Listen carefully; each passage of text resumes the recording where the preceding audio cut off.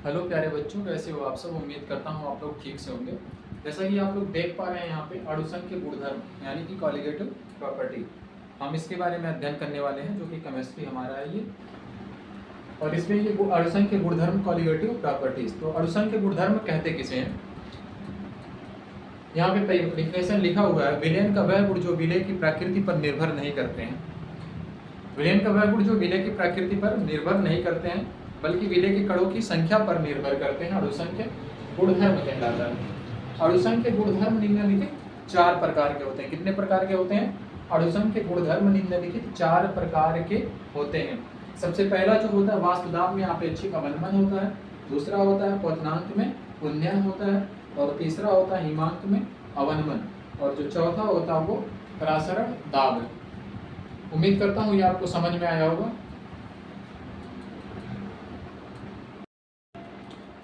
जैसा कि इसके पहले आप लोगों ने पढ़ा अणुसंघ के गुणधर्म क्या होता है और ये कितने प्रकार का होता है। तो अणुसंघ के गुणधर्म टोटल 4 प्रकार का होता है। वाष्प दाब में अवनमन, हिमांक में अवनमन, क्वथनांक में उन्नयन, और एक परासरण दाब होता है। जिसमें से ये जो पहला दिया हुआ वाष्प दाब में आपेक्षिक अवनमन, तो वाष्प दाब में आपेक्षिक अवनमन क्या होता है? जब किसी शुद्ध विलायक में कोई अवाष्पशील विद्युत अनपघट्य पदार्थ मिलाया जाता है तो प्राप्त विलयन का वाष्प दाब शुद्ध विलायक के वाष्प दाब से कम हो जाता है। वाष्प दाब में इस कमी को वाष्प दाब में अवनमन कहते हैं, तथा वाष्प दाब में अवनमन तथा शुद्ध विलायक के वाष्प दाब के अनुपात को वाष्प दाब में आपेक्षिक अवनमन कहते हैं। यही चीज यहाँ पर भी लिखी हुई है, वाष्प दाब में आपेक्षिक अवनमन। इसकी डेफिनेशन है, जब किसी शुद्ध विलायक में कोई अवाष्पशील विद्युत अनपघट्य पदार्थ मिलाया जाता है तो विलयन का वाष्प दाब शुद्ध विलायक के वाष्प दाब से कम हो जाता है। वाष्प दाब में इस कमी को वाष्प दाब में अवनमन कहते हैं। वाष्प दाब में अवनमन तथा शुद्ध विलायक के वाष्प दाब के अनुपात को वाष्प दाब में आपेक्षिक अवनमन कहते हैं। अब यहाँ पे अगर फार्मूला सिद्ध करें तो माना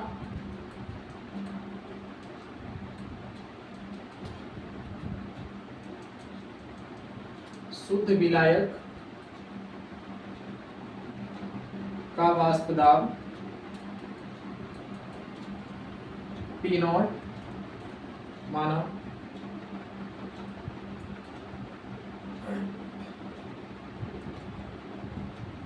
विलयन का वाष्प दाब P, तो वाष्प दाब में अवनमन तब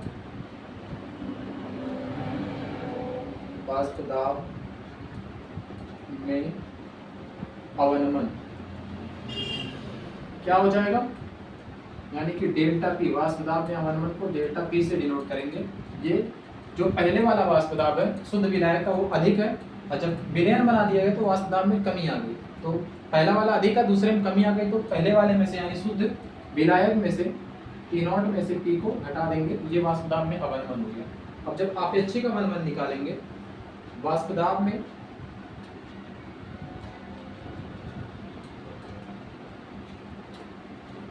आपेक्षिक अवनमन, देखो यहाँ पे वाष्प दाब में आपेक्षिक अवनमन क्या लिखे हो, वाष्प दाब में अवनमन तथा शुद्ध विलायक के वाष्प दाब के अनुपात को वाष्प दाब में आपेक्षिक अवनमन कहते हैं। यानी वाष्प दाब में अवनमन ये है डेल्टा पी, तथा शुद्ध विलायक के वाष्प दाब के अनुपात को क्या कहते हैं, वाष्प दाब में आपेक्षिक अवनमन कहते हैं। डेल्टा पी की वैल्यू क्या है, पी नॉट माइनस पी बटा क्या हो जाएगा, पी नॉट हो जाएगा। राउल्ट का यहाँ से अगर माना विलायक का मोल अंश x1 है, तब राउल्ट के नियम से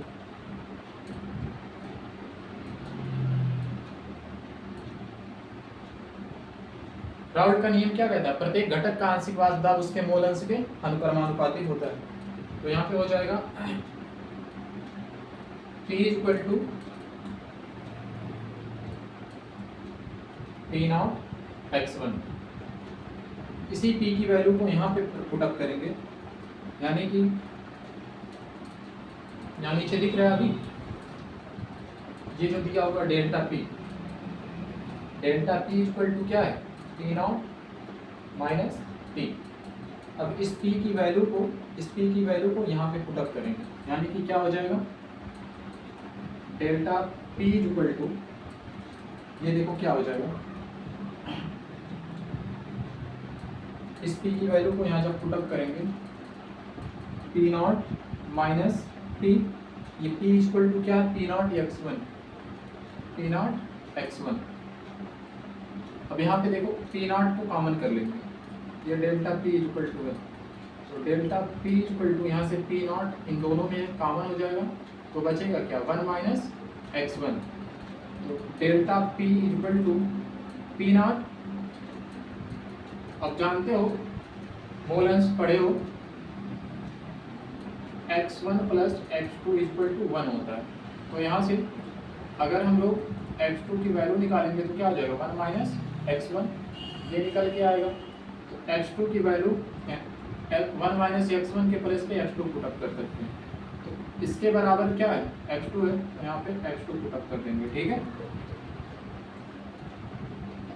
अब यहाँ पे क्या हो जाएगा, तो डेल्टा पी को अब क्या लिख सकते हैं, डेल्टा पी यहाँ पे दिया हुआ है ना, डेल्टा पी क्या, पी नॉट माइनस पी, ये हो जाएगा p naught minus p upon equal to p naught x2, p naught को इधर लेके आ जाओ, पी नॉट माइनस पी बटा p naught equal to x2। अब ये किसके बराबर आ गया, पी नॉट माइनस पी बटा पी नॉट, यहाँ पे देखो पी नॉट माइनस पी बटा पी नॉट, इसको हम लोग क्या है, वास्तव में अपेक्षित अवनमन, तो वास्तव में अपेक्षित अवनमन किसके बराबर आ गया, x2 के बराबर आ गया, ठीक है। तो क्या लिखेंगे, वास्तव में अपेक्षित अवनमन, वास्तव में अपेक्षित अवनमन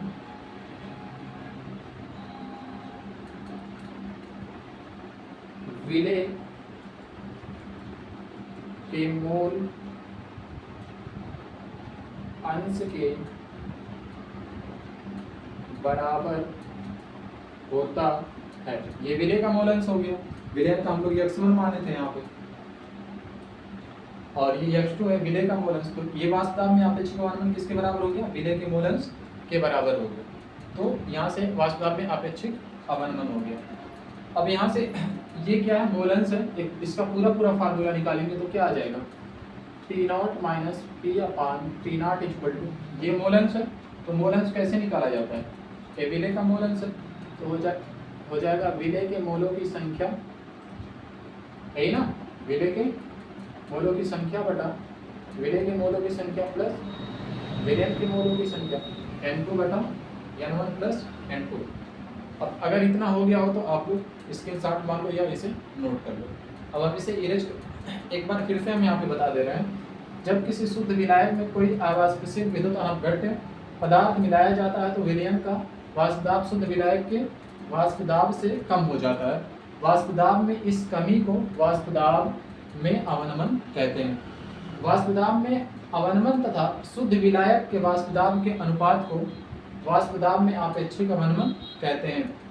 माना शुद्ध विलायक का वाष्पदाब P नॉट और माना विलयन का वाष्पदाब P है, तो वाष्पदाब में अवनमन क्या हो जाएगा, delta P equal to P naught minus P हो जाएगा। वाष्पदाब में आपेक्षिक अवनमन, जो अवनमन है वाष्पदाब में और ये शुद्ध विलायक का वाष्पदाब है, इसके अनुपात को वाष्पदाब में आपेक्षिक अवनमन कहते हैं।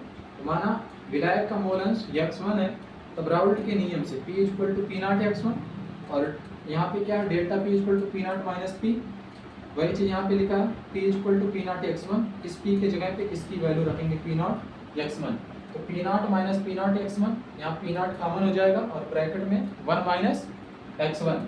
जानते हो मूल अंश में x1 plus x2 equal to 1 होता है, x2 equal to 1 minus x1, तो 1 माइनस x1 के बराबर x2 आ गया, यहाँ पे x2 रख दिए, और ये डेल्टा P किसके बराबर है, यहाँ पे P नॉट माइनस P पे यहाँ पे रख दिए, P नॉट को इधर लेके आए, उधर x2 बचा, और ये P नॉट माइनस P बटा P नॉट, ये क्या है, वाष्पदाब में अपेक्षिक अवनमन है ना, वाष्पदाब में अपेक्षिक अवनमन x2 के बराबर आ गया, जहाँ x2 विलेय के मोलों की संख्या है, तो ये क्या हो जाएगा, वाष्पदाब में जो अपेक्षिक अवनमन होगा वो किसके बराबर आ जाएगा, वाष्पदाब में अपेक्षिक अवनमन विलेय के मूल अंश के बराबर आ जाएगा। ये जो वाष्पदाब में अपेक्षिक अवनमन है विलेय के मूल अंश के बराबर हो गया, तो यहाँ पे लिखा हुआ है वाष्पदाब में अपेक्षिक अवनमन विलेय के मूल अंश के बराबर होता है। पी नॉट माइनस पी बटा पी, ये क्या है मोलेंस है, तो मोलेंस कैसे निकाला जाता है, विलेय का मोलेंस बटा विलेय का मोलेंस प्लस विलायक का मोलेंस, तो ये हो गया फार्मूला। अगर हम तनु विलयनों के लिए बात करें, जो तनु विलयन होता है उसका फार्मूला अगर प्रूव करें, इसको मैं यहाँ से इरेज कर रहा हूँ, आप लोग नोट कर लिए होंगे।